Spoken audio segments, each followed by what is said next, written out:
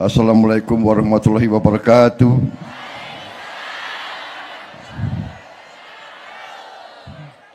Alhamdulillah, alhamdulillahirabbil alamin.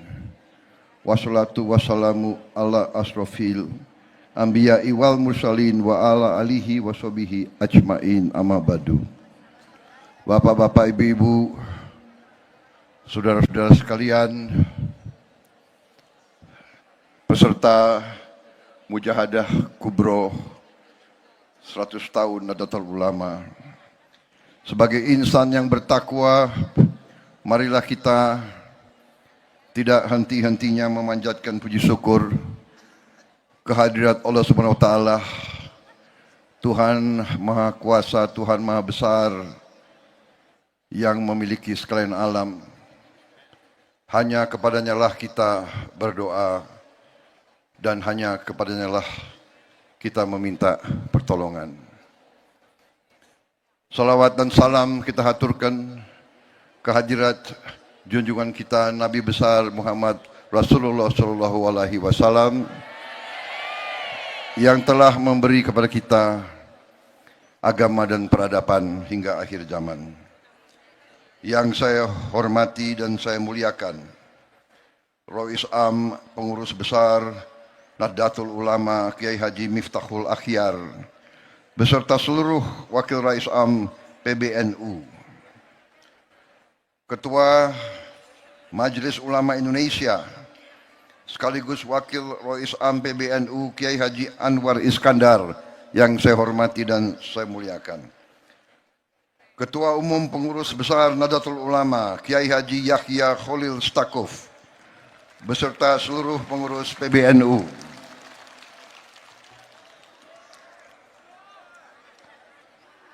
Rois Surya pengurus wilayah NU Jawa Timur Kiai Haji Anwar Mansur yang saya hormati, Sekretaris Jenderal Pengurus Besar Nahdlatul Ulama Saudara Saifullah Yusuf, juga dikenal sebagai Gus Ipul, sekaligus Menteri Sosial Republik Indonesia.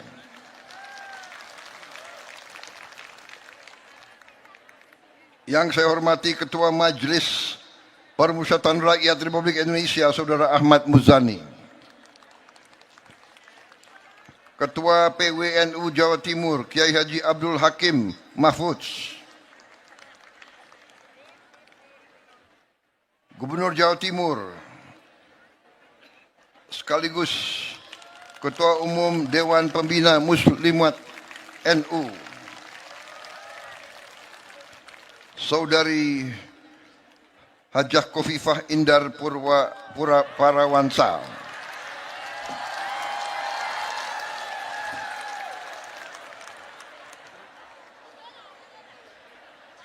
beserta seluruh warga Jawa Timur yang saya cintai,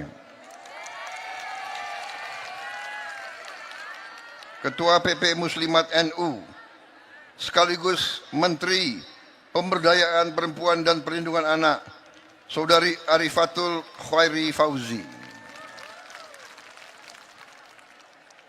para Menteri Koordinator, para Menteri, Panglima TNI, Kapolri, Kepala Badan serta Wakil Menteri dan seluruh anggota Kabinet Merah Putih yang turut hadir,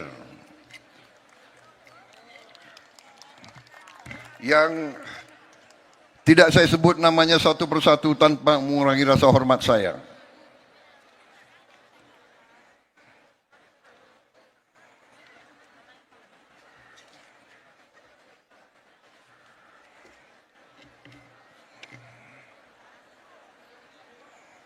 Perlu saya bacakan yang hadir semua? Hah?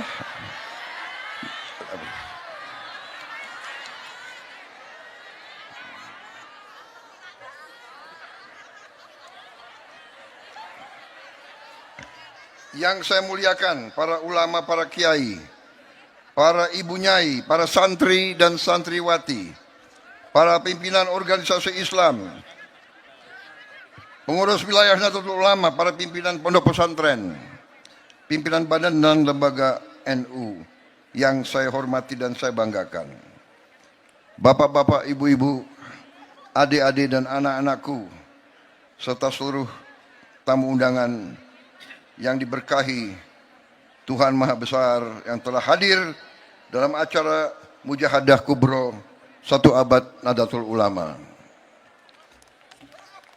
Saudara-saudara sekalian, pertama-tama saya ingin menyampaikan terima kasih saya atas kehormatan yang diberikan kepada saya untuk bisa hadir di tengah-tengah saudara-saudara di acara yang sangat istimewa, sangat mulia, Mujahadah Kubro 1 Abad Nahdlatul Ulama.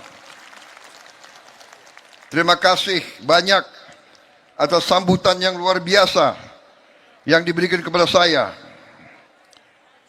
Setiap kali saya berada di tengah-tengah Nahdlatul Ulama, saya selalu bahagia. Saya selalu semangat. Karena saya merasakan kesejukan.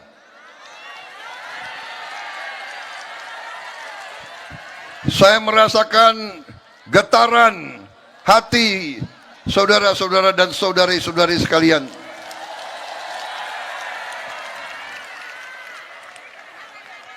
Saya merasakan semangat persatuan, semangat guyup, semangat ingin menegakkan kedamaian.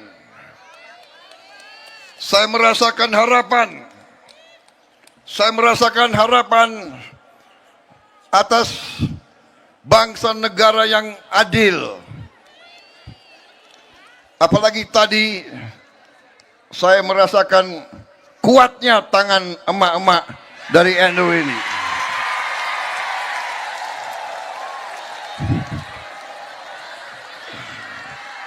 Luar biasa kekuatan emak-emak ini.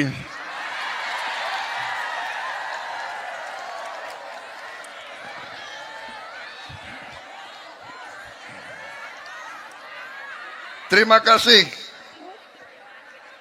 undangan ini.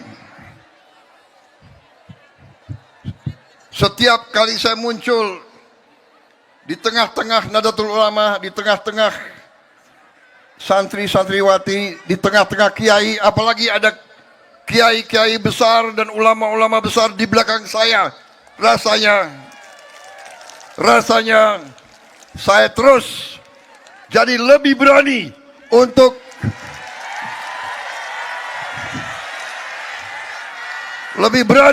berbakti, mengabdi dan membela rakyat Indonesia seluruhnya.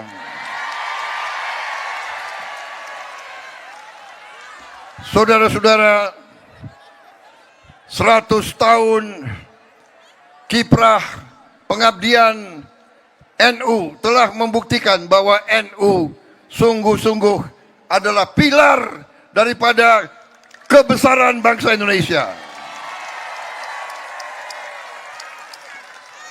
Setiap kali negara dalam keadaan bahaya, NU tampil untuk menyelamatkan.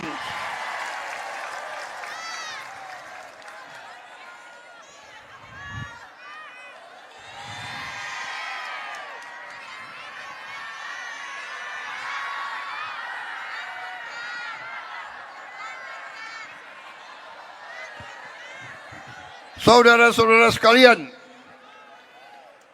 proklamasi kemerdekaan negara kita. Proklamasi kemerdekaan negara kita, ya, 17 Agustus 1945, memang di Jakarta. Proklamasinya di Jakarta. Tapi ujian kemerdekaan itu,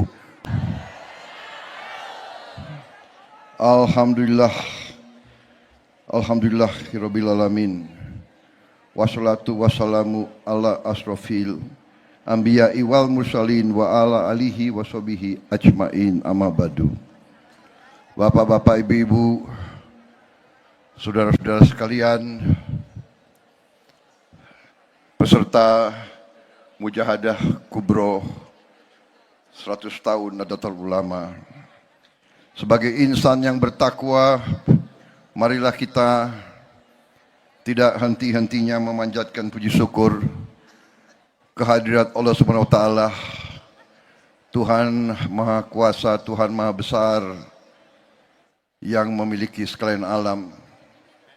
Hanya kepadanya lah kita berdoa dan hanya kepadanya lah kita meminta pertolongan. Salawat dan salam kita haturkan kehadirat junjungan kita Nabi besar Muhammad Rasulullah Shallallahu Alaihi Wasallam yang telah memberi kepada kita agama dan peradaban hingga akhir zaman. Yang saya hormati dan saya muliakan Rois Am, Pengurus Besar Nahdlatul Ulama Kiai Haji Miftahul Akhyar, beserta seluruh Wakil Rais Am PBNU, Ketua Majelis Ulama Indonesia, sekaligus Wakil Rais Am PBNU Kiai Haji Anwar Iskandar yang saya hormati dan saya muliakan. Ketua Umum Pengurus Besar Nahdlatul Ulama Kiai Haji Yahya Khalil Stakuf, beserta seluruh pengurus PBNU.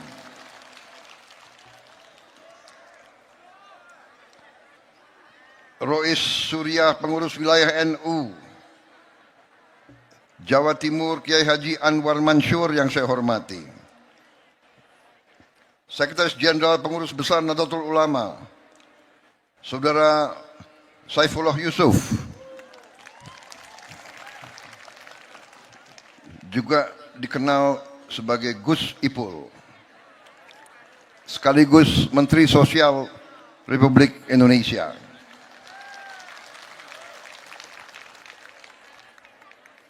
Yang saya hormati Ketua Majelis Permusyawaratan Rakyat Republik Indonesia Saudara Ahmad Muzani, Ketua PWNU Jawa Timur Kiai Haji Abdul Hakim Mahfudz,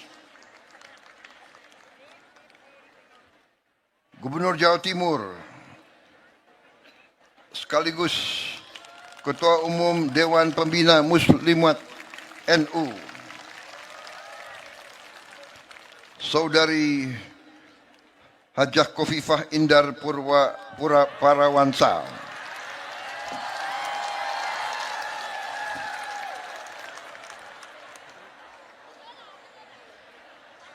beserta seluruh warga Jawa Timur yang saya cintai.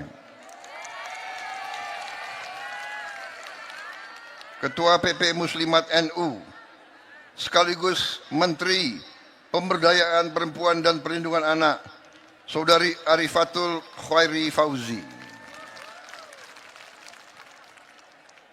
para Menteri Koordinator, para Menteri, Panglima TNI, Kapolri, Kepala Badan serta Wakil Menteri dan seluruh anggota Kabinet Merah Putih yang turut hadir. Yang tidak saya sebut namanya satu persatu tanpa mengurangi rasa hormat saya.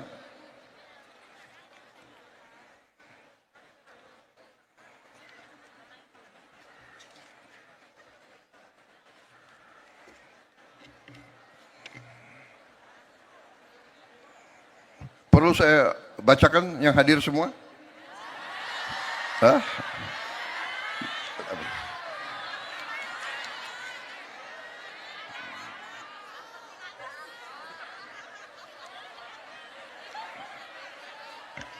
Yang saya muliakan para ulama, para kiai, para ibu nyai, para santri dan santriwati, para pimpinan organisasi Islam,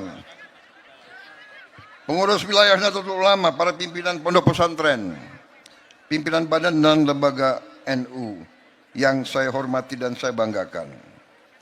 Bapak-bapak, ibu-ibu, adik-adik dan anak-anakku, serta seluruh tamu undangan yang diberkahi Tuhan Maha Besar yang telah hadir dalam acara Mujahadah Kubro 1 abad Nahdlatul Ulama. Saudara-saudara sekalian, pertama-tama Saya ingin menyampaikan terima kasih saya atas kehormatan yang diberikan kepada saya untuk bisa hadir di tengah-tengah saudara-saudara di acara yang sangat istimewa, sangat mulia, Mujahadah Kubroh 1 abad Nahdlatul Ulama. Terima kasih banyak atas sambutan yang luar biasa yang diberikan kepada saya. Setiap kali saya berada di tengah-tengah Nahdlatul Ulama, saya selalu bahagia. Saya selalu semangat. Karena saya merasakan kesejukan.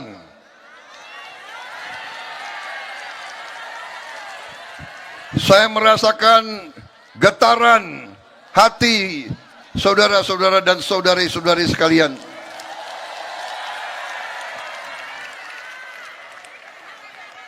Saya merasakan semangat persatuan, semangat guyup, semangat ingin menegakkan kedamaian.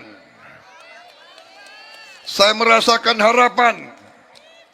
Saya merasakan harapan atas bangsa negara yang adil.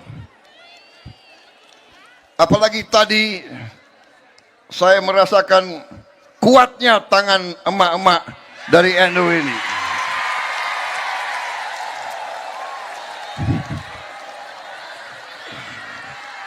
Luar biasa kekuatan emak-emak ini.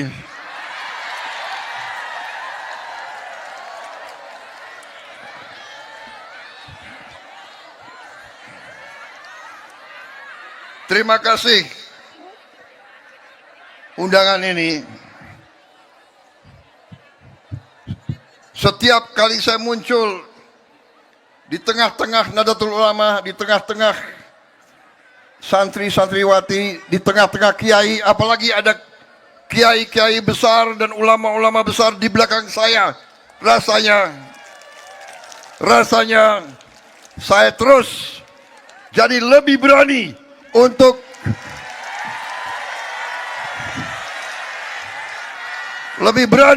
berbakti, mengabdi dan membela rakyat Indonesia seluruhnya.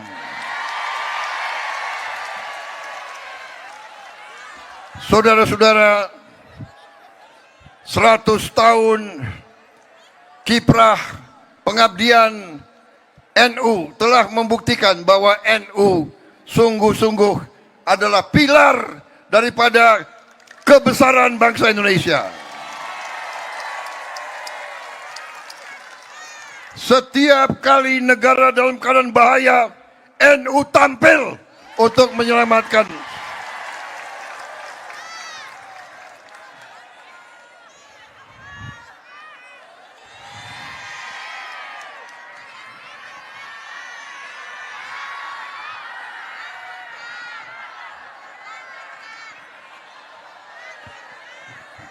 Saudara-saudara sekalian, proklamasi kemerdekaan negara kita. Proklamasi kemerdekaan negara kita, ya, 17 Agustus 1945, memang di Jakarta. Proklamasinya di Jakarta. Tapi ujian kemerdekaan itu diuji di Jawa Timur, diuji di Surabaya, diuji dalam pertempuran di Surabaya dan sekitarnya. Dan dalam pertempuran itu kita, bangsa Indonesia, telah berhasil mempertahankan kemerdekaan kita melawan negara-negara besar di dunia. Kita telah berhasil menghadapi Inggris, pemenang Perang Dunia Kedua.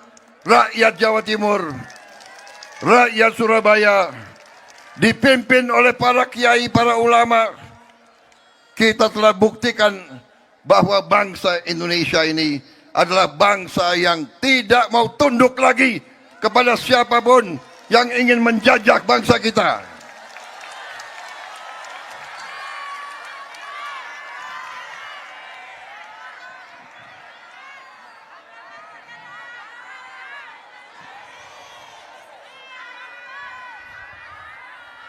Saudara-saudara sekalian,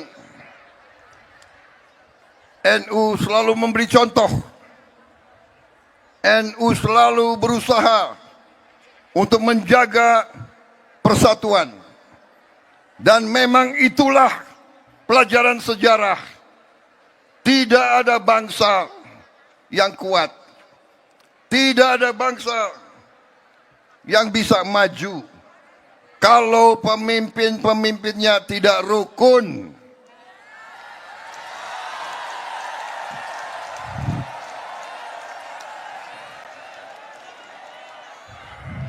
Karena itu, saya selalu mengajak semua unsur, selalu mari kita bersatu. Boleh kita bertanding, boleh kita bersaing, boleh kita berbeda, boleh kita berdebat, tapi di ujungnya semua pemimpin Indonesia, semua pemimpin masyarakat harus rukun, harus menjaga persatuan dan kesatuan. Saudara-saudara sekalian, bapak-bapak, ibu-ibu, adik-adikku dan anak-anakku yang aku cintai. Sejarah manusia mengajarkan kepada kita, tidak mungkin ada kemakmuran tanpa perdamaian.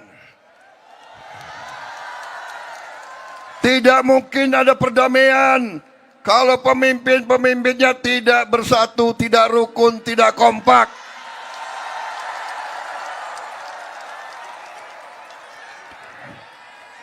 Para pemimpin di setiap eselon, pemimpin politik, pemimpin ekonomi, pemimpin intelektual,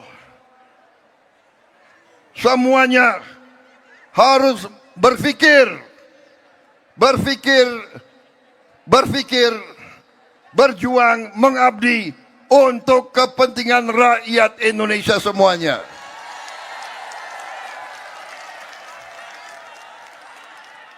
Tidak boleh pemimpin punya dendam.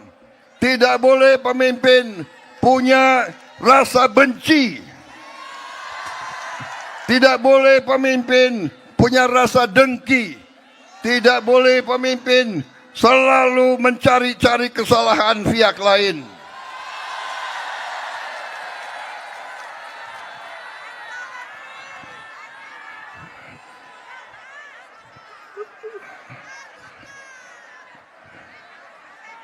Guru-guru kita, kiai-kiai kita, leluhur kita mengajarkan selalu, mikul dhuwur mendem jero.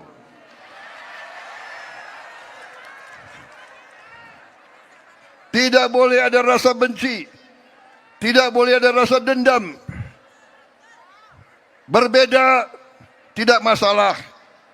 Sesudah berbeda cari persatuan, cari kesamaan, musyawarah untuk mufakat. Itu kepribadian bangsa Indonesia.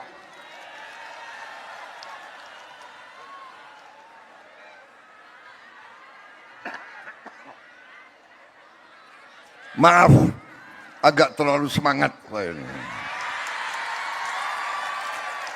Kalau di depan rakyat Jawa Timur, apalagi rakyat NU, harus semangat. Betul? Bapak-bapak, ibu-ibu, adik-adik, anak-anak sudah berjam-jam di sini.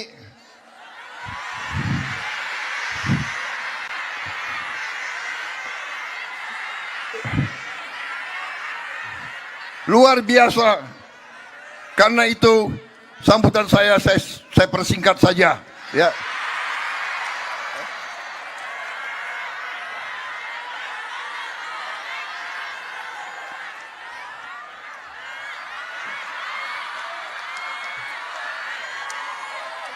Oh, nggak boleh.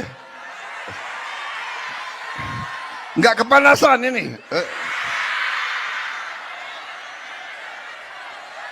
Kalau gitu saya mohon izin minum kopi ya, boleh?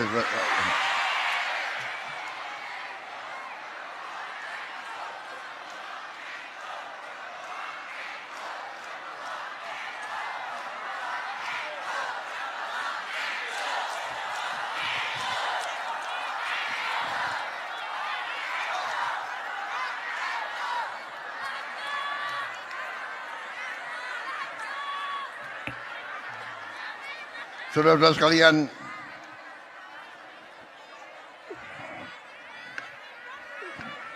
saudara-saudara sekalian, saya hadir di sini, saya ingin menyampaikan intinya adalah terima kasih Nahdlatul Ulama. Terima kasih para kiai, para ulama. Terima kasih seluruh Nahdiyin, semuanya, keluarga besar Nahdlatul Ulama. Terima kasih atas peran NU menjaga kedamaian dan stabilitas di Republik Indonesia. Bapak-bapak, ibu-ibu sekalian, saya telah menjabat Presiden Republik Indonesia dari 20 Oktober 2024. Saya disumpah di hadapan rakyat semuanya, disumpah untuk menjalankan Undang-Undang Dasar 1945. Dalam Undang-Undang Dasar tersebut dikatakan tugas nasional yang pertama, tujuan nasional pertama adalah melindungi segenap tumpah darah bangsa Indonesia. Melindungi. Saya terima tugas tersebut. Saya terima mandat tersebut.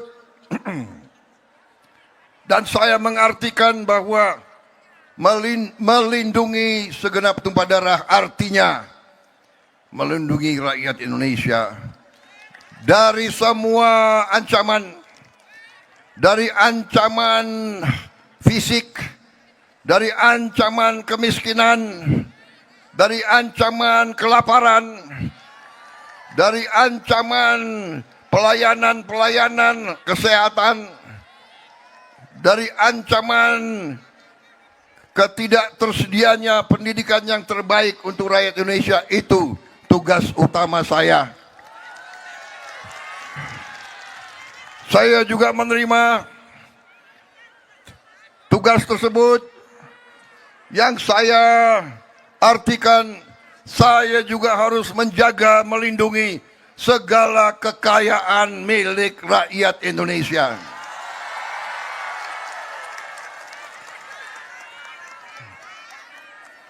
Dan saya telah bersumpah di hadapan Yang Maha Kuasa bahwa saya akan setia kepada bangsa dan rakyat Indonesia selama masih ada nafas di kandung badan saya.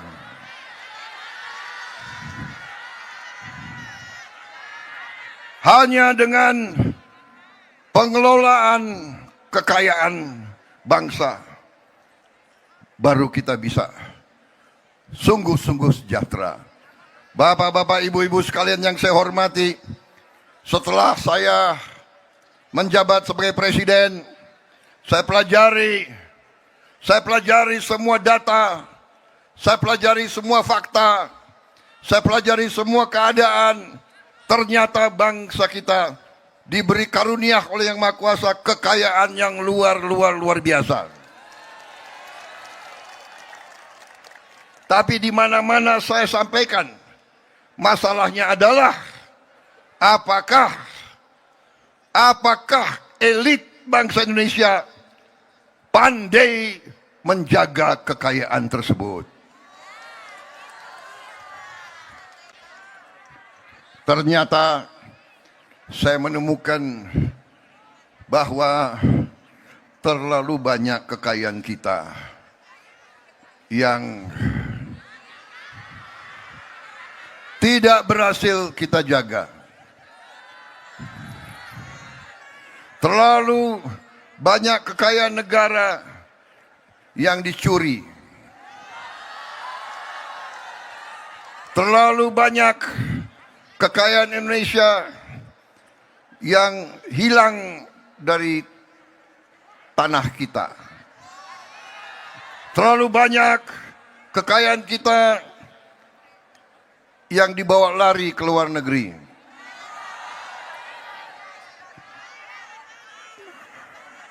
Kita Jangan takut, jangan ragu-ragu untuk mengatakan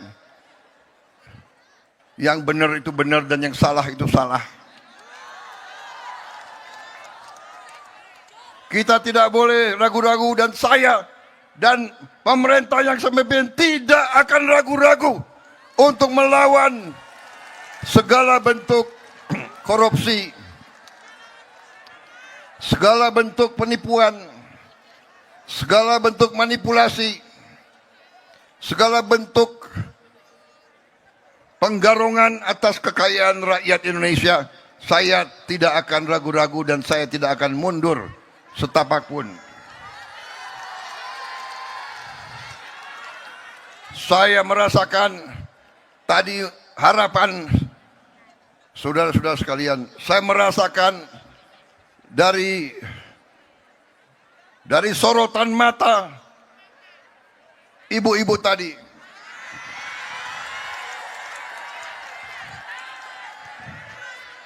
Saya merasakan harapan yang ada di hati ibu-ibu. Harapan yang ada di setiap orang tua. Harapan bahwa Indonesia yang merdeka harus Indonesia yang adil, harus Indonesia yang makmur.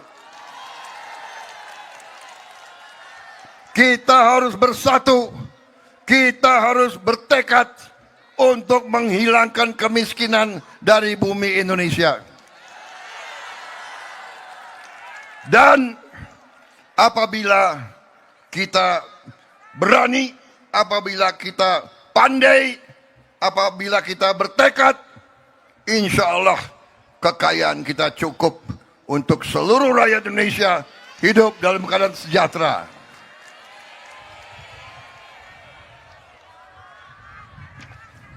Saya sudah buktikan, pemerintah sudah buktikan, begitu kita ambil alih pemerintahan,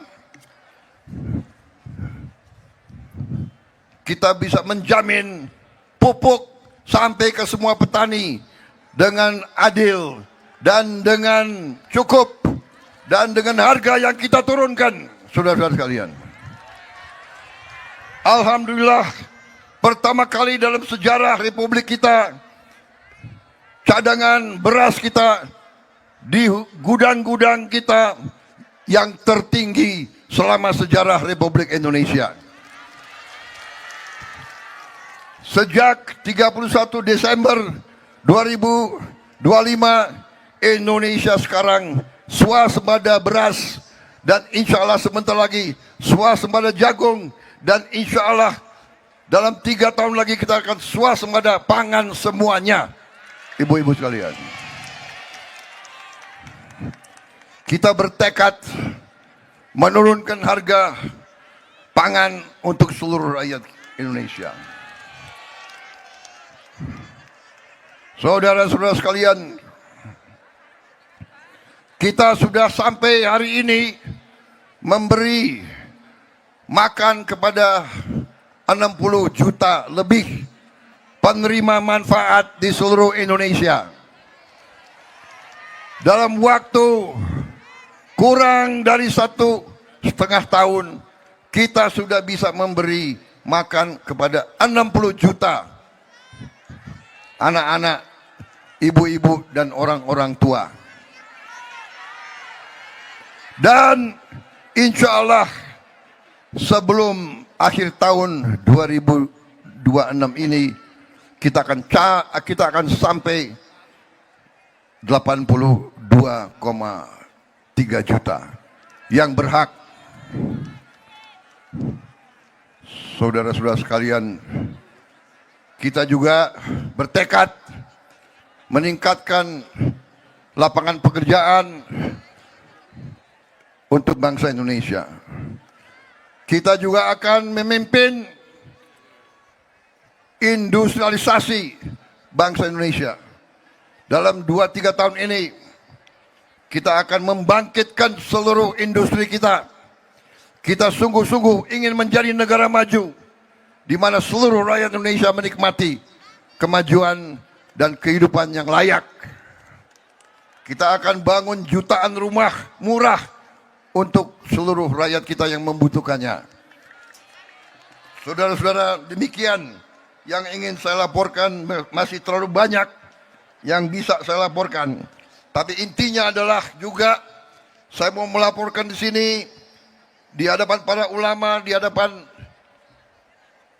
keluarga besar NU, bahwa Indonesia pertama kali kita mendapat kehormatan, mendapat hak untuk kita bisa memiliki lahan di kota suci di Mekah.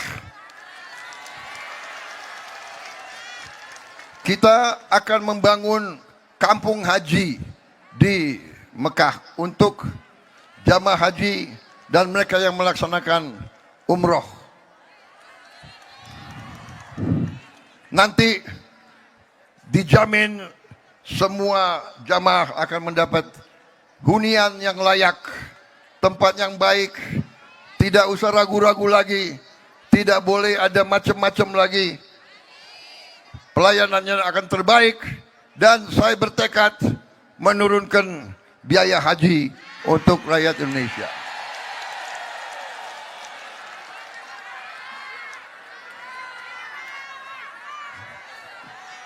Ini adalah pertama kali dalam sejarah bahwa pemerintah kerajaan Saudi mengizinkan bangsa lain memiliki tanah di kota suci Mekah. Saudara-saudara sekalian, mereka merubah undang-undang mereka khusus untuk memberi penghormatan kepada bangsa Indonesia. Akibat kita, banyak negara lain sekarang menyusul. Insya Allah, Kampung Haji Indonesia adalah yang pertama kali akan kita dirikan. Kita berharap dalam 3 tahun kita sudah punya kampung haji yang bagus. Baru nanti berapa bulan lagi saya kira kita sudah akan punya kurang lebih 1.000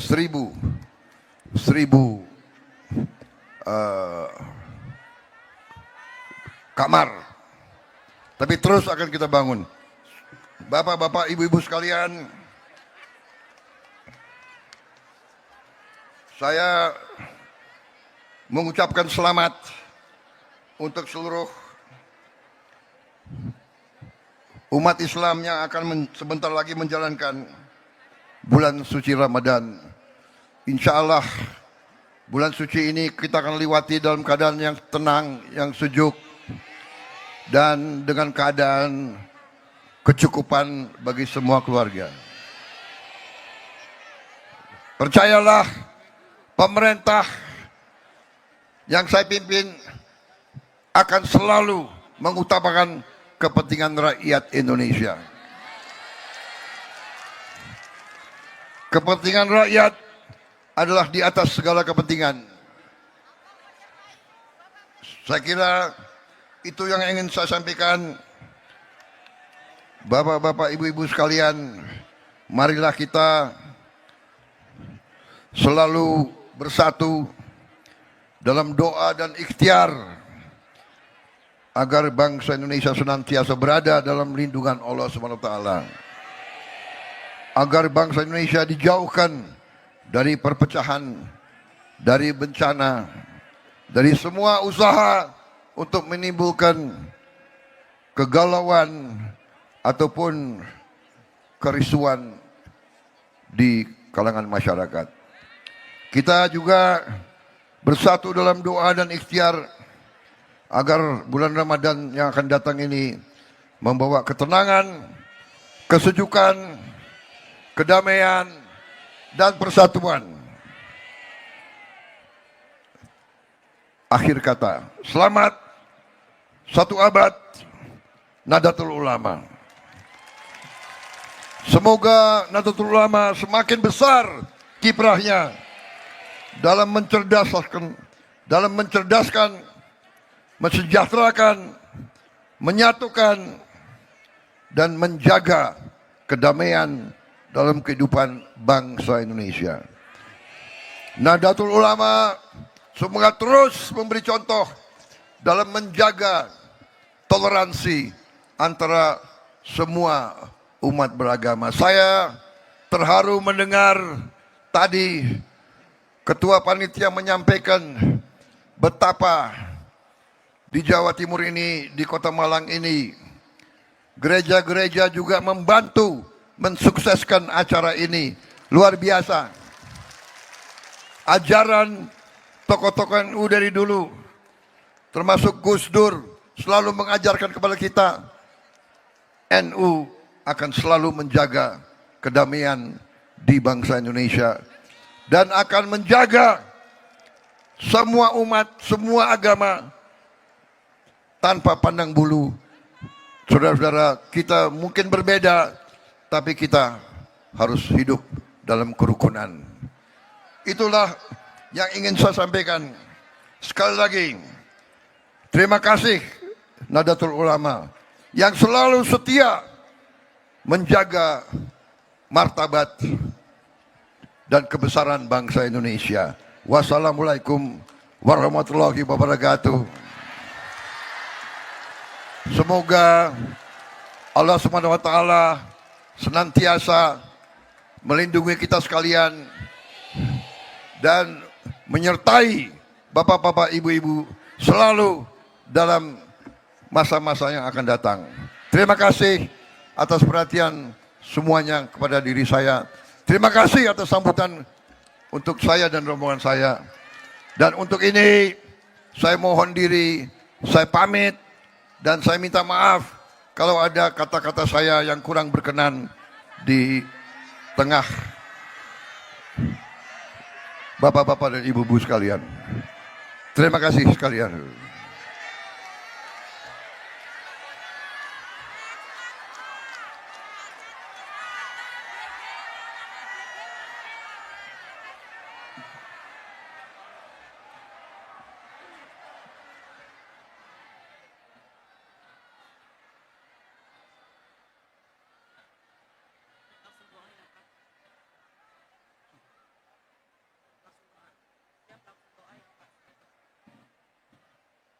Kita masih menghadapi tantangan dan kesulitan.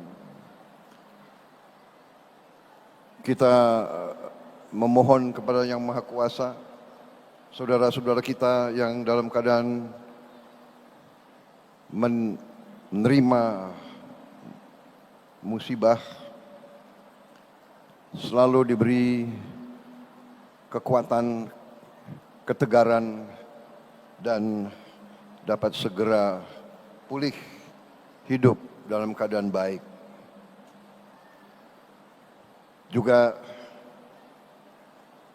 salawat dan salam kita haturkan kehadirat junjungan kita Nabi besar Muhammad Rasulullah SAW yang telah memberi kepada kita agama dan peradaban hingga akhir zaman. Saudara-saudara sekalian yang saya hormati dan yang saya banggakan, saya muliakan, Ketua Umum Majelis Ulama Indonesia, Kiai Haji Muhammad Anwar Iskandar, beserta pimpinan dan pengurus MUI seluruhnya. Menteri Agraria dan Tata Ruang, Saudara Haji Nusron Wahid sebagai Ketua Panitia. Menteri Agama, Profesor Dr. Kiai Haji Nasaruddin Umar, sekaligus Wakil Ketua Dewan Pertimbangan, Imam Besar Masjid Istiqlal, beserta seluruh jajaran Dewan Pertimbangan MUI, Ketua Majelis Permusyawaratan Rakyat Republik Indonesia Saudara Ahmad Muzani, yang saya hormati dan saya muliakan Wakil Presiden Republik Indonesia ke-10 dan ke-12 Bapak Haji Muhammad Yusuf Kalla, yang juga sebagai Ketua Umum Dewan Masjid Indonesia, para menteri, koordinator para menteri, para Kepala Badan, Jaksa Agung, Panglima TNI, Kepala Kepolisian Republik Indonesia, serta seluruh anggota Kabinet Merah Putih yang hadir.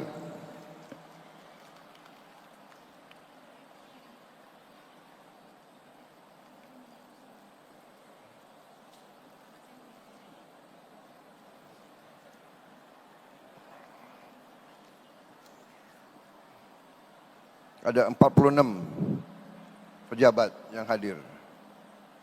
Saya mohon izin, mungkin tidak saya sebut satu-satu tanpa mengurangi rasa hormat, supaya hadirin ini tidak terlalu lama menghadiri acara ini.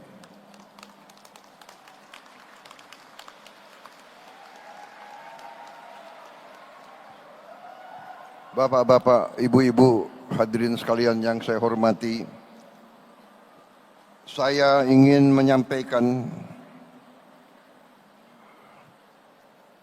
ucapan terima kasih yang sebesar-besarnya atas kehormatan yang diberikan kepada saya diundang hari ini untuk menghadiri acara pengukuhan dan ta'aruf pengurus Majelis Ulama Indonesia untuk masa bakti 2025-2030. Ini adalah acara istimewa, acara di Masjid Istiqlal yang merupakan masjid kebesaran umat Islam Indonesia, yang merupakan lambang persatuan bangsa, lambang semangat bangsa untuk menjadi bangsa yang merdeka, bangsa yang berdaulat, bangsa yang penuh kehormatan, bangsa yang ingin berdiri di atas kaki kita sendiri, bangsa yang ingin berdiri sejajar dengan bangsa-bangsa lain di dunia. Masjid ini adalah lambang daripada semangat bangsa Indonesia untuk menjadi bangsa yang bisa melindungi segenap rakyatnya, segenap tumpah darah bangsa Indonesia. Sekali lagi, terima kasih. Hari ini saya sungguh merasa bahagia, sungguh merasa besar hati. Hari ini adalah lambang dari bersatunya ulama dengan umaroh. Kalau ulama dan umaroh bersatu, insya Allah bangsa kita akan menjadi bangsa yang besar, bangsa yang makmur. Karena syarat bangsa itu berhasil sepanjang sejarah peradaban manusia, syarat bangsa yang berhasil, bangsa yang makmur adalah perdamaian. Perdamaian hanya bisa dicapai dengan bersatunya ulama dengan umaroh. Dan alhamdulillah hari ini saya bangga menjadi Presiden Republik Indonesia. Hari ini saya merasa besar hati. Hari ini terima kasih Majelis Ulama Indonesia. Terima kasih apa yang kau berikan kepada saya, yaitu kau telah memberi kepada saya keberanian untuk menjalankan tugas sebagai Presiden Republik Indonesia, mandataris rakyat Indonesia yang diangkat, dipilih, disumpah untuk membela kepentingan seluruh rakyat Indonesia. Terima kasih.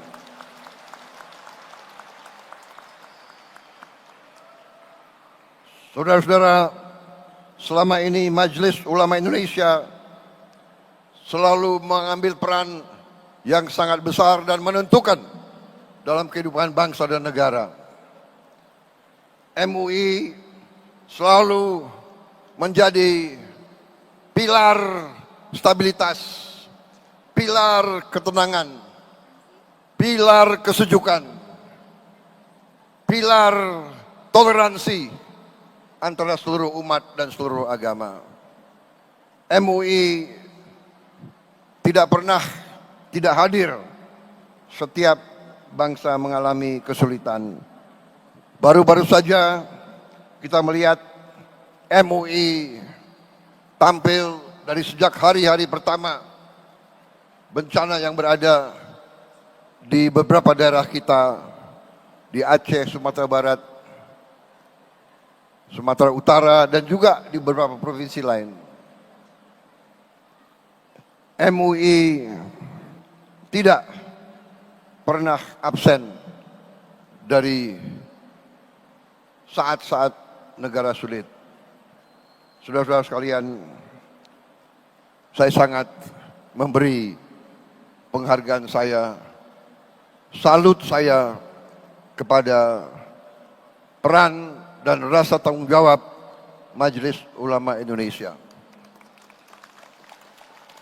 Semoga Majelis Ulama Indonesia yang baru terpilih akan meneruskan pengabdian kepada umat dan kepada seluruh bangsa Indonesia.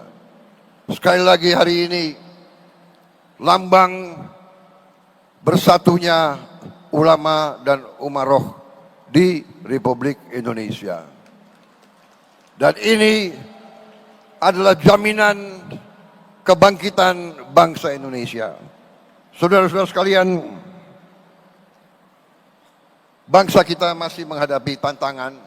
Kita akui, kita harus bersama-sama berani, bertekad untuk menghilangkan kemiskinan dari bumi Indonesia. Kita tidak boleh takut, kita tidak boleh gentar, kita tidak boleh rendah hati. Kita berani dan kita bersama-sama kita akan berhasil menghilangkan kemiskinan dari bumi Indonesia. Yang Maha Kuasa telah memberi kepada bangsa Indonesia kekayaan yang luar biasa. Setelah saya dilantik jadi presiden, saya mempelajari data-data, fakta-fakta luar biasa kekayaan kita. Kekayaan kita luar biasa. Yang Maha Kuasa telah memberi kepada kita karunia yang luar biasa. Tapi ada tapinya. Tapi masalahnya adalah apakah kita mampu menjaga dan mengelola kekayaan tersebut? Apakah kita mampu? Apakah kita berani menjaga kekayaan itu? Apakah kita berani menghadapi kesulitan? Apakah kita berani mengakui bahwa bangsa ini masih banyak kesulitan dan kelemahan? Saudara-saudara, di mana-mana saya mengajak seluruh bangsa, seluruh rakyat, terutama unsur pimpinannya, dan sekarang di hadapan Majelis Ulama Indonesia, di hadapan saudara-saudara semua, sekali lagi saya menggugah, sekali lagi saya memohon, marilah kita bersatu. Kita harus menjaga Republik ini. Kita harus menjaga kekayaan bangsa kita. Kita harus berani memberantas korupsi dari bumi Indonesia.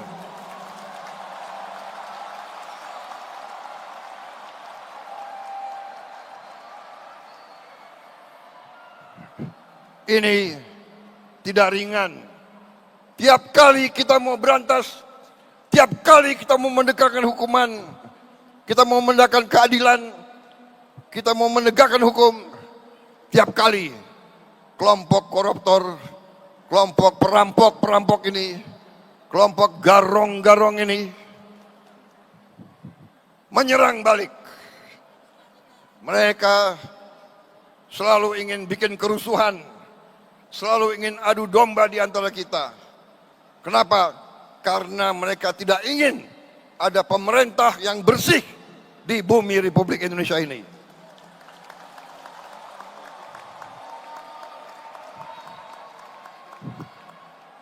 Tetapi saya telah disumpah di hadapan rakyat.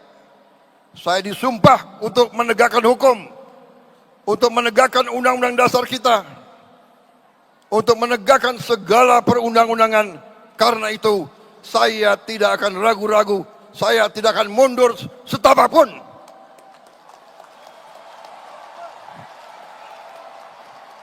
Dan hari ini terima kasih Majelis Ulama Indonesia telah memberi kepada saya suntikan keberanian. Saya menjadi lebih berani, lebih yakin bahwa ulama umaroh bersatu, kita akan menegakkan keadilan di bumi Indonesia ini.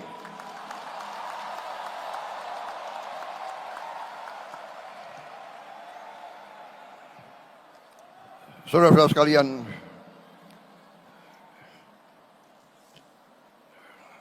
kita ingat dengan surat Ar-Ra'd ayat 11. Allah Subhanahu wa taala tidak akan mengubah nasib suatu kaum kecuali kaum tersebut mengubah keadaan diri mereka sendiri. Saudara-saudara,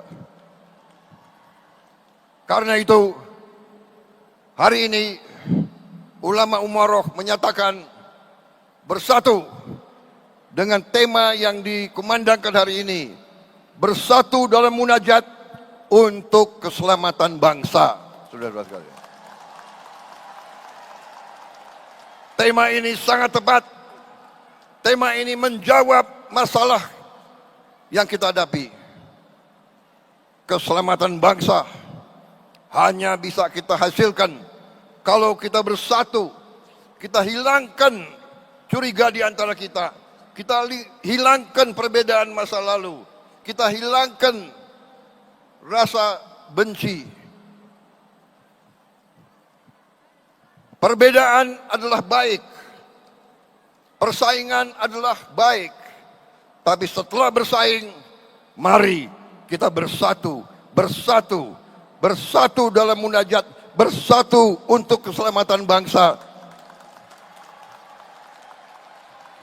Kita hormati semua umat, hormati semua kaum. Itulah contoh yang diberi oleh ulama-ulama Indonesia. Saudara-saudara sekalian, kita sekarang menjadi contoh bagi seluruh dunia.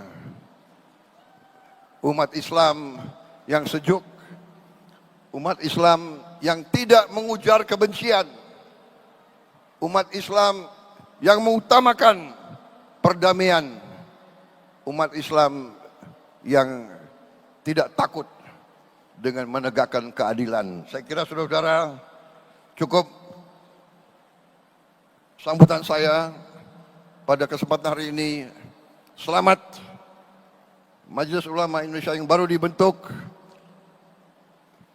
Seluruh umat Indonesia, seluruh rakyat Indonesia menanti pengabdianmu. Berharap MUI terus tegas.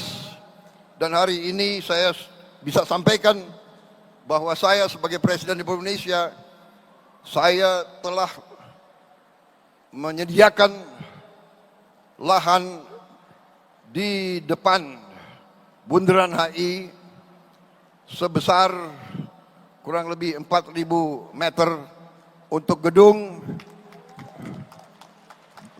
bagi MUI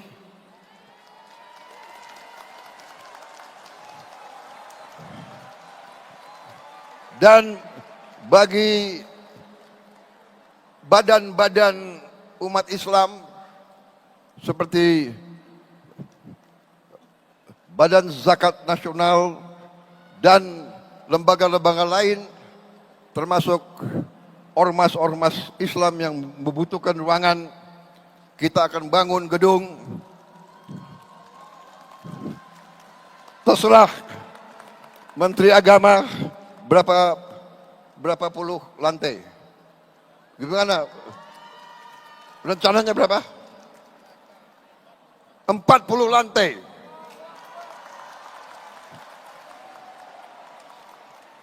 Ini permintaan Imam Besar Istiqlal Profesor Nazarudin kepada saya berapa bulan yang lalu. Permintaan beliau juga sebagai Menteri Agama menyampaikan, Pak, kantor MUI sekarang nggak jelas di mana. Saya pun maaf, tidak tahu persis di mana kantor MUI. Tapi nanti kantor institusi-institusi Islam akan berada di jantungnya ibu kota Jakarta ini. Di Bundaran HI jangan hanya ada hotel mewah, jangan hanya ada mall, nanti ada gedung yang akan diperuntukkan untuk lembaga-lembaga umat Islam. Kalau tidak salah, nanti akan dibentuk lembaga pengelolaan dana umat. Saya diberi laporan oleh Menteri Agama, kalau dana umat semua dikelola dengan baik, itu bisa jumlahnya itu minimal 500 triliun satu tahun.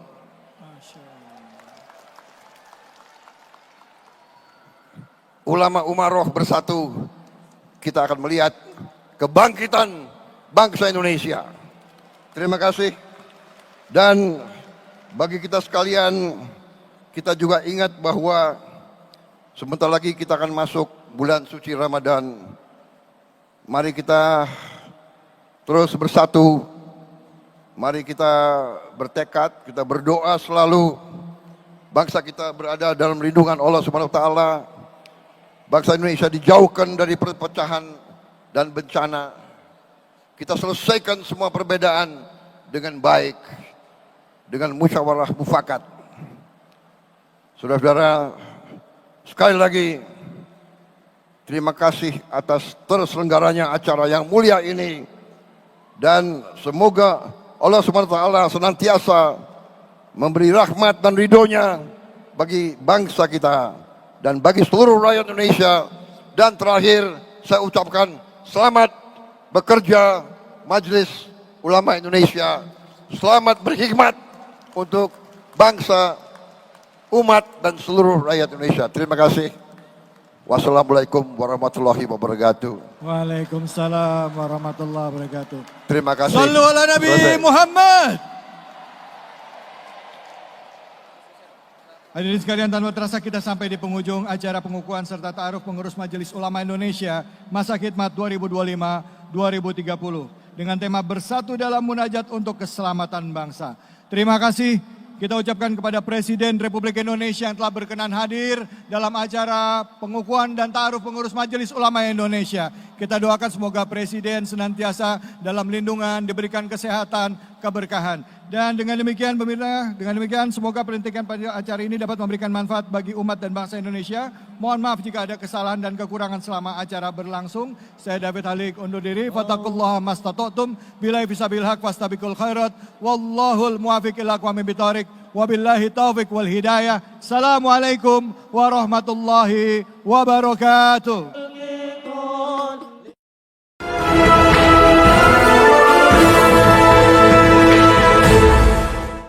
Saudara Presiden ke-6 Susilo Bambang Yudhoyono menegaskan komitmennya untuk mengawal dan mendukung keberhasilan pemerintahan Presiden Prabowo Subianto. Paling berbahagia. Pernyataan tersebut disampaikan SBY dalam forum Yudhoyono Dialog Forum yang digelar di Museum dan juga Galeri SBY Ani di Pacitan, Jawa Timur pada Jumat lalu. Dalam pemaparannya, SBY menyebut mendukung kesuksesan kepemimpinan nasional adalah tanggung jawab kebangsaan demi kepentingan seluruh rakyat. Ia pun memberikan kata penutup dengan komitmennya mendukung sepenuhnya pemerintahan Presiden Prabowo Subianto. Yang closing remarks, saya harus menyampaikan bahwa saya mendukung Presiden Prabowo. Saya memberikan endorsement kepada Pak Prabowo, my classmate, pada pemilu tahun 2024 yang lalu. Saya bahkan ikut berkampanye for him. Mengapa? Dan saya tetap memberikan pandangan-pandangan yang jernih kepada beliau hingga saat ini karena kita ingin presiden kita sukses. Di tengah seruan SBY mendukung Presiden Prabowo, Wasekjen Partai Demokrat Afrian Sanur Minggu siang mendadak sowan ke rumah Presiden ke-7 Joko Widodo.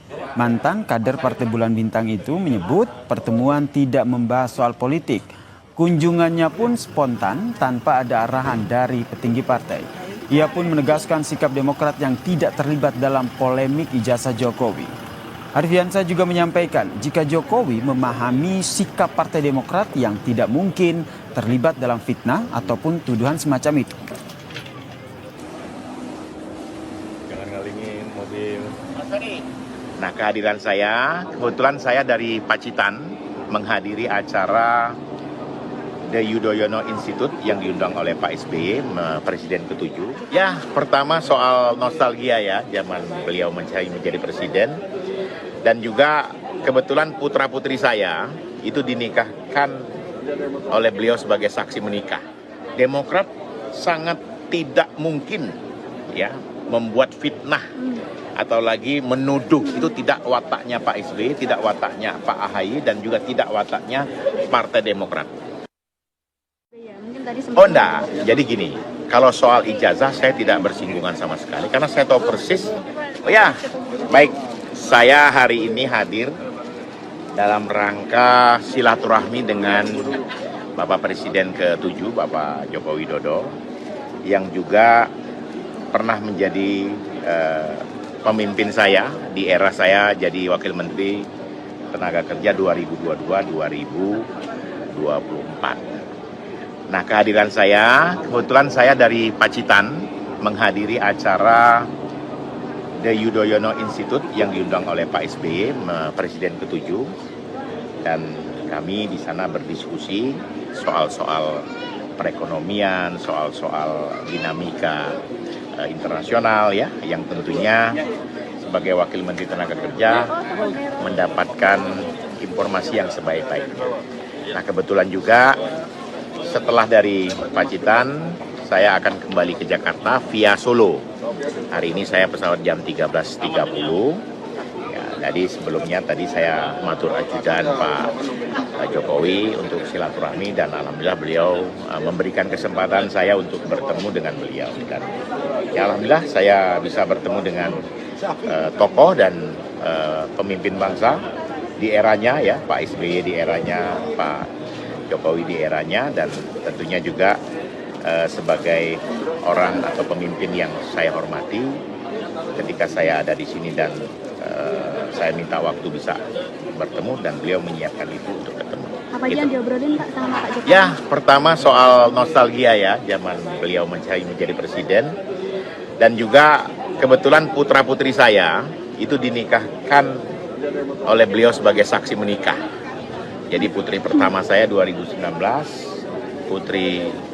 putra kedua saya tahun 2024. Jadi ini nostalgia, dan saya sekaligus kita ya berdiskusi soal-soal hal-hal yang kecil ya, dan tentunya juga ke depan ya pemerintahan Bapak Prabowo dan Mas Gibran sebagai Wakil Presiden ini bisa berjalan mulus sampai dengan 2029 ya, dan kami dari kabinetnya Pak Prabowo Gibran ini fokus bekerja, fokus menyelesaikan persoalan-persoalan yang memang harus, kalau saya di bidang ketenaga kerjaan ya, soal pekerja, soal upah buruh, upah minimum ya, kemudian soal vokasional, soal bagaimana kita menciptakan kesejahteraan melalui BPJS Tenaga Kerja, ini kita lakukan gitu. ada menyinggung soal ijazah nggak sih Pak? Karena kan mungkin konflik ijazah kan juga sempat menyeret Demokrat juga Ya. Pak SBY ya. Mungkin tadi sempat. Oh enggak, jadi gini, kalau soal ijazah saya tidak bersinggungan sama sekali karena saya tahu persis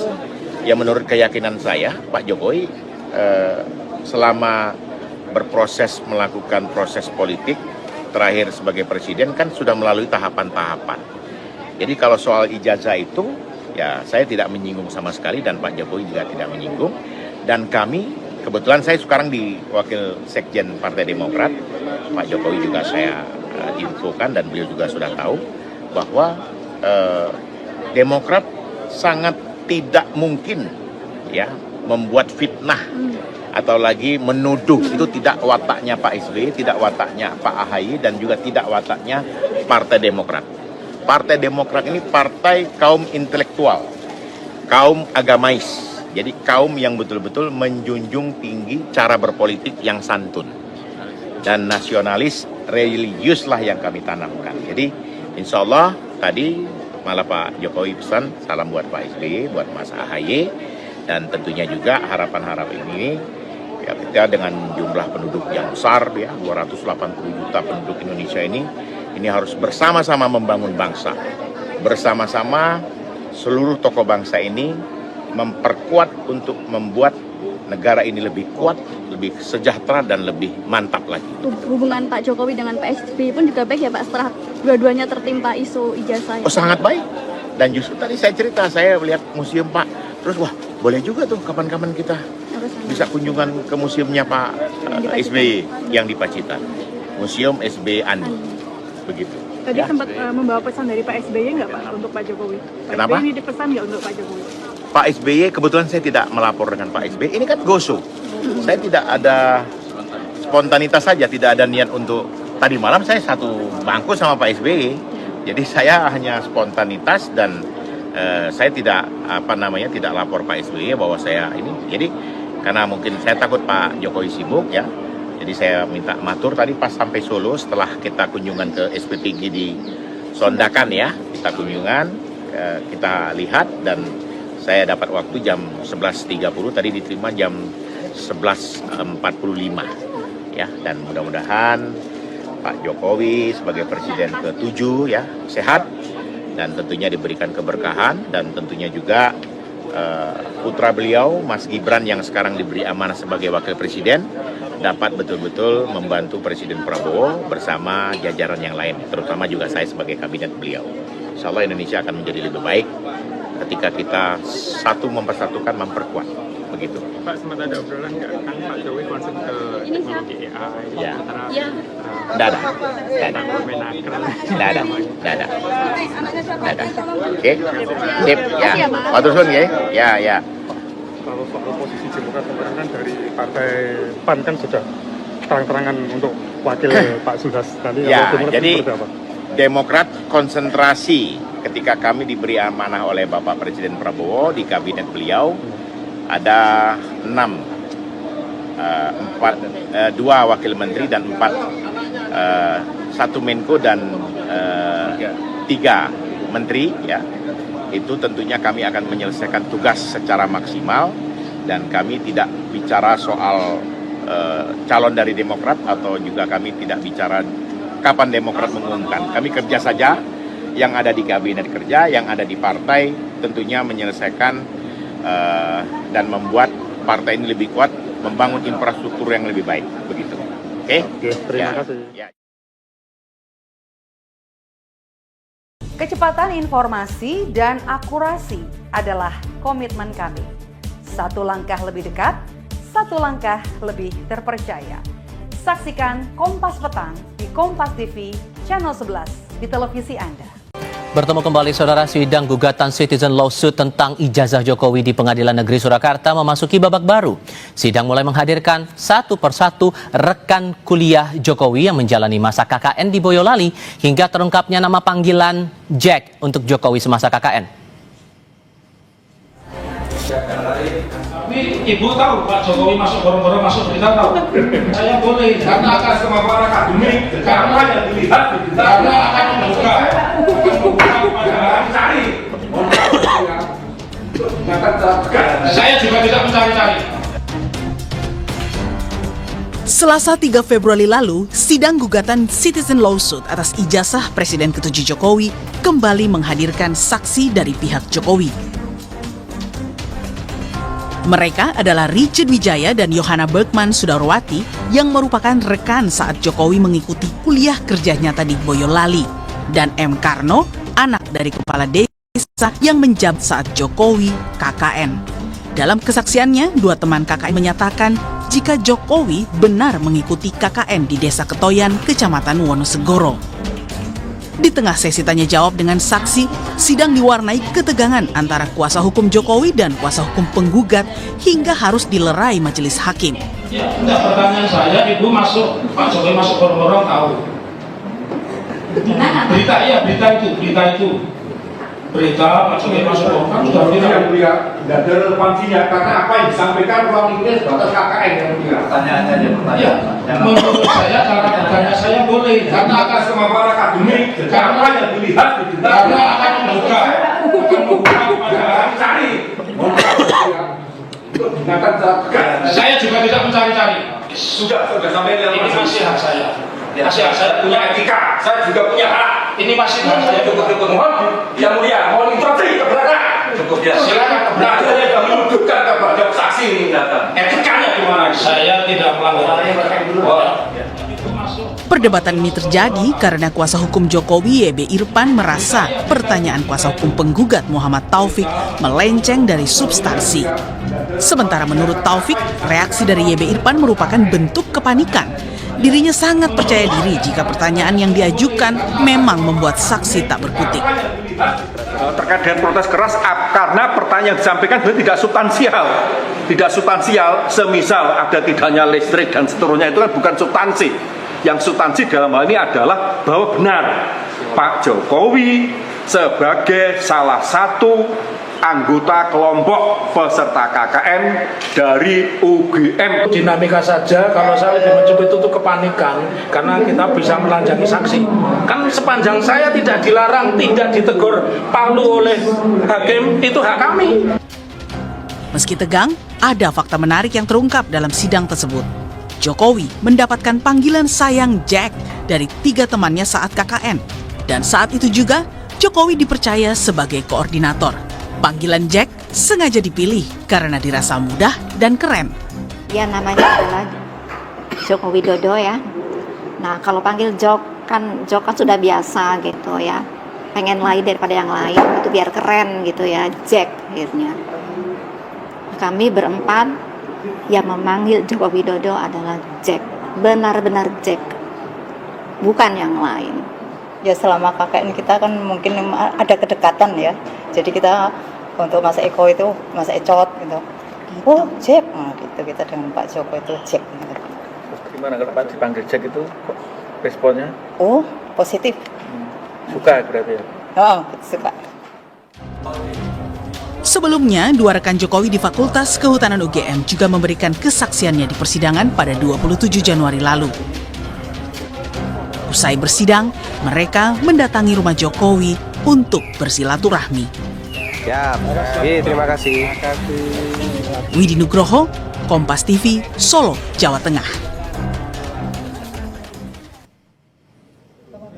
Jika di Jakarta, kubu Roy CS mengandalkan hasil penelitian dan penelusuran mereka soal dugaan ijazah palsu Jokowi di Solo, teman-teman kuliah Jokowi yang bersaksi di pengadilan, mampukah kesaksian teman-teman Jokowi ini mematahkan pernyataan atau tudingan kubu Roy yang sangat yakin ijazah Jokowi palsu? Kami akan diskusikan ini bersama dengan para narasumber. Di studio Kompas TV sudah bergabung kuasa hukum Roy Suryo, Ahmad Kozinudin, sementara lewat sambungan dalam jaringan bergabung bersama kami Ketua Umum kami Jokowi, Rasman Nasution. Mas Kozinudin, Bang Rasman, selamat sore dengan Tifal di sini. Sore Mas Tifal. Ya, selamat sore Mas Tifal. Terima kasih. Assalamualaikum. Waalaikumsalam warahmatullahi wabarakatuh. Terima kasih sudah hadir semuanya. Ini kan sudah ada pernyataan Bang Kozin dari keterangan teman-temannya, teman-teman KKN-nya Jokowi menjelaskan bahwa ada pengalaman di situ KKN bersama dengan Pak Jokowi, sehingga dari pihaknya Jokowi ini bisa yakin dengan pernyataan itu mematahkan tudingan yang Anda bersama dengan teman-teman tudingkan kepada Pak Jokowi selama ini soal ijazah? Iya, saya kira kalau meminjam analogi masakan, sidang ini terlalu banyak micin ya, terlalu banyak penyedap rasa yang kalau terlalu banyak justru membuat orang mual begitu. Kenapa demikian? Karena soalan yang diperdebatkan publik kan soal keabsahan dokumen, bukan soal panggilan Jack atau Jokowi atau Mulyono, dan itu sebenarnya sesuatu yang repetisi kami alami pada saat kami mengadili perkara Bambang Trimulyono dan juga Gus Nur. Jadi sebenarnya kontradiksi dan juga anomali itu banyak terjadi di sidang Surakarta pada beberapa tahun yang lalu, dan hari ini juga terjadi lagi misalnya soal gitar listrik. Jadi relevan sekali sebenarnya menanyakan ikhwal sesuatu yang kontradiksi pada peristiwa yang dirasakan saat itu belum ada, pada soalan tentang ada atau tidaknya KKN, dan bahkan sebenarnya tidak relevan juga ya menggunakan pendekatan panggilan Jack untuk memastikan apakah dia benar-benar anggota KKN atau bahkan dia benar-benar memiliki ijazah asli.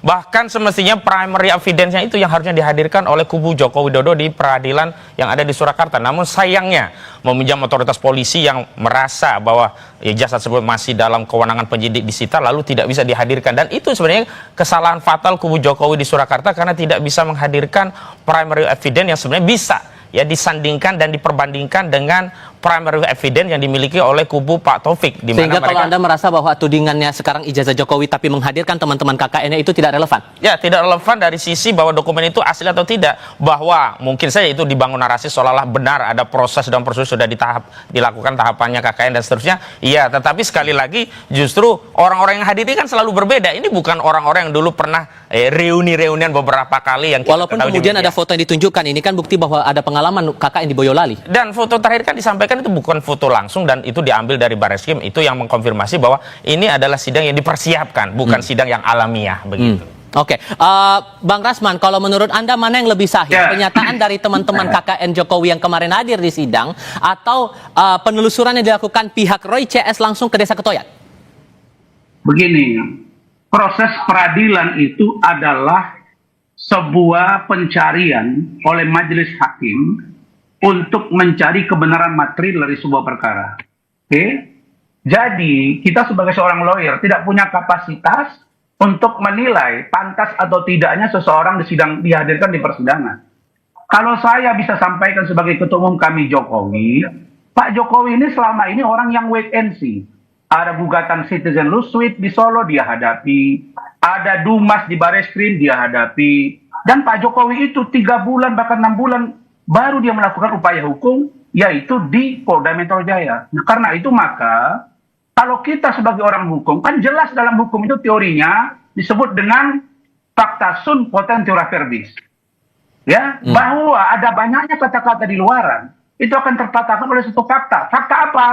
Kalau citizen lawsuit di PN Solo itu telah membuka fakta dengan menghadirkan saksi yang memang KKN bersama Pak Jokowi, maka apalagi yang harus dibantah di situ. Dan tetap relevan menurut Anda ya, Bang? Oh, sangat relevan, sangat relevan. Karena itu maka justru saya melihat bahwa Roy Suryo dan kawan-kawan mulai kocar-kacir, ketakutan sehingga mau menguji ke MK dan lain sebagainya. Kalau saya sudah sampaikan beberapa hari yang lalu, kalau memang kita ingin mencari kebenaran dari ijazah Pak Jokowi, monggo kita lanjut ke pengadilan, kita buktikan di sana bersama-sama palsu atau tidak ijazah Pak Jokowi. Bang Kozinudin bilang bahwa banyak micinnya dalam tanda kutip persidangan-persidangan selama ini, tepat nggak tuh Bang? Kalau Kozinudin dan teman-teman ini kan memang selalu membumbui kata-kata yang menurut saya sangat tidak pantas gitu ya. Apa urusannya micin dan tidak, ini bukan masakan.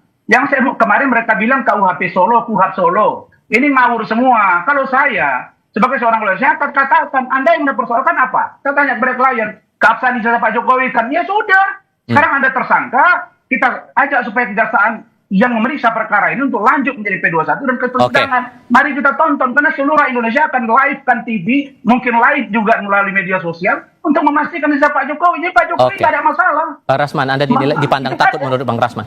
Ya, itu kan tafsiran dari orang yang tidak mengikuti kasus baik yang di Solo maupun yang di Barreskrim, termasuk juga di Polda Metro Jaya. Saudara Rasman itu kan bukan pihak. Dia baru belakangan hadir sebagai kami Jokowi yang tidak jelas juga juntrungannya dalam perkara ini, dia bertindak untuk dan atas nama kepentingan siapa. Karena terlalu banyak buzzer-buzzer Jokowi yang bertebaran untuk membela Jokowi. Tapi kembali ke soal yang sedang diperdebatkan, dan memang hari ini berkas itu sudah dikembalikan. Itu membuktikan memang apa yang dilakukan oleh penyidik juga masih mentah karena P19 kemarin dikembalikan dengan 3 petunjuk. Pendalaman terhadap saksi, pendalaman terhadap ahli, bahkan pendalaman terhadap barang bukti. Dan karena pendalaman barang bukti salah satunya adalah kami mengajukan adanya uji laboratorium forensik independen, maka sudah semestinya Polda masuk ke sana dan Joko Widodo tidak perlu khawatir kalau memang ijazahnya asli, ditunjukkan di Surakarta juga tidak bermasalah, diuji secara forensik independen juga tidak masalah.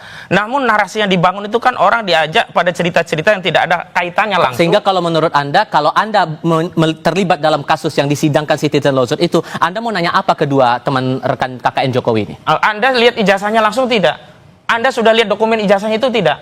Anda sudah tahu nggak hasil uji laporan forensiknya tidak? Anda ini di sini dalam kapasitas sebagai teman Jokowi itu ada pertemuan sebelumnya tidak? Apakah benar Jack itu alami atau Anda persiapkan? Itu seolah-olah Anda akrab dengan Joko Widodo. Apakah Anda terinspirasi dari film Titanic sehingga panggil saudara Joko Widodo Jang Jack? Jadi selalu saja akan banyak ya pertanyaan-pertanyaan yang untuk mendelegitimasi. Karena begini, karena di sidang pidana itu kita mencari kebenaran material. Tidak ansih soal jawaban apa yang disampaikan, tetapi latar dan apakah ada relevansi jawaban itu dengan perkara yang disidangkan. Bang Rasman, dari pihaknya Bang Khozinuddin masih meragukan itu, gimana tuh? Saya tertawa geli. Kenapa? Kalau Khozinuddin banyak cerita bahwa mengatakan pertanyaan itu kurang cerdas, bisa jadi karena kurang tajam, harusnya ditanya A, B, C, ya. Anda koordinasi saja dengan Taufik. Kenapa Taufik tidak tanya itu kepada mereka? Kalau orang sudah ber-KKN bersama-sama, artinya ada proses akademik yang dijalani. Sehingga ya dipastikan bahwa ijazahnya asli. Bagaimana harus dia tanya, mana ijazahmu cocok apa enggak? Saya S1, S2, S3, S1 saya 2. Saya mana ada, saya ngomong sama teman saya, kita udah lulus ya, nih ijazahmu mana ijazah saya, nggak ada gitu-gitu. Yang ada itu adalah ketika diperlukan ijazah, ada yang mau PNS, ada yang menjadi hakim, ada yang jadi pengacara, itu yang prosesnya. Jadi kalau kita pengacara, nggak usahlah ngawur ngidul kemana-mana. Karena konteks berpikir seorang pengacara, dia harus cermat dengan apa yang sedang dilakukan. Maka saya katakan, kalau saya dikatakan masuk di tengah jalan, keliru besar. Karena saya sudah tahu dari awal, bahkan Bang Egy sudah cerita ke saya, ada banyak masalah di dalam, sehingga mereka ternyata dari 8 tinggal 2. Ada lagi proses hukum yang sedang berjalan. Salah satu penyebab dari kerusakan dan soliditas mereka di dalam adalah peran Khozinuddin yang terlalu menganggap dirinya paling pintar dan cerdas. Padahal di mata saya, dia nothing, nggak ada apa-apanya. Makanya saya hanya katakan bahwa kalau kalian memang ingin mencari kebenaran material dari seorang Joko Widodo, ayo kita bertempur di pengadilan. Silakan kita bertarung di sana. Karena di sanalah uji yang disebut dengan Pak Jokowi, forum saya untuk membuktikan bahwa ijazah saya tidak palsu dan tidak abal-abal. Begitu. Tapi kan kalau ini kan kasusnya juga masih P19, belum lengkap berkasnya nih Bang Rasman. Begini, itulah yang saya katakan tadi. Kalau dia lawyer yang sudah berpengalaman, saya ini menangani klien sudah ratusan kali. Kalau bilang 1000 enggak, karena saya juga baru 8-9 tahun. Tapi saya juga pernah menjadi tersangka. P19 saya saja itu hampir 1 tahun. Jadi itu hanya proses melengkapi, bukan berarti sesuatu yang luar biasa. Maka kalau ada proses P19 memberi petunjuk kepada penyidik untuk menyempurnakan. Nah kalau ternyata nanti mereka tidak sanggup, baru lain ceritanya. Tapi kalau di mata saya, kalau baru 3, hanya 3 yang perlu dipenuhi oleh penyidik, itu ringan sekali. Sampai kemarin kan dibilang-bilang mungkin ada Solo lagi terlibat, makanya bolak-balik Bang Rasman, gimana tuh? Oh tidak ada hubungan itu. Jadi jangan selantiasa menyudutkan Pak Jokowi. Pak Jokowi itu wait and see. Karena melihat dari gerakan Roy Suryo dan kawan-kawan, akhirnya Pak Jokowi menyatakan melalui ajudannya bahwa tidak lagi ada yang namanya restoratif justice. Ya, saya pikir apa yang disampaikan Rasman itu kan tidak bernilai ya, dusta belaka. Kenapa? Karena hadirnya Rasman itu bagian dari strategi pecah belah dan adu domba Jokowi yang akhirnya juga menghasilkan 2 orang yang kemudian berdamai dan itu dianggap sebagai prestasi dari Joko Widodo. Selanjutnya, saudara Rasman juga tidak punya kompetensi untuk mengajari kami tentang beracara. Dirinya sendiri kena masalah juga divonis bersalah begitu. Artinya apa? Apa yang disampaikan Rasman juga tidak ada korelasinya dengan perkara ini dan Rasman tidak punya kompetensi untuk mengajari kami. Bahkan Rasman sendiri di perkara ini juga tidak ada hubungan korelasi langsung, baik secara hukum apalagi secara politik begitu. Namun sekali lagi sebagai orang yang bisa jadi ya sudah mantep derek Jokowi atau taklid buta kepada Joko Widodo, maka sudah menjadi tugas seorang Rasman untuk membela, kendati pembelaannya itu seperti selai rambut yang belah 7 yang tidak akan bisa menghambat kebenaran yang hari ini sedang diperjuangkan oleh suara rakyat begitu. Saya pikir itu yang saya mau sampaikan kepada saudara Rasman. Jadi tidak perlu mengajari advokat lainnya untuk beracara. Fokus saja pada dirimu. Apakah dirimu sudah punya putusan terhadap banding yang maju yang dimana saudara sudah sampai dituding bagian pecah belah dari kasus ini nih Bang Rasman, gimana tuh? Makanya sedari awal Agustus lalu saya sudah katakan, sesungguhnya kalian tidak solid. Dan terbukti memang Bang Egy Sujana itu memang keluar karena dia merasa didiskriminasi. Salah satu peran utama yang membuat dia tidak nyaman itulah saudara Fauzinuddin. Itu harus menjadi cross check kepada saudara. Dan memang perkaranya tidak ada kaitannya dengan solid atau tidaknya. Inilah yang kemudian dibangun kubu Jokowi untuk memecah belah dengan menghadirkan orang seperti Rasman ini. Dulu ya.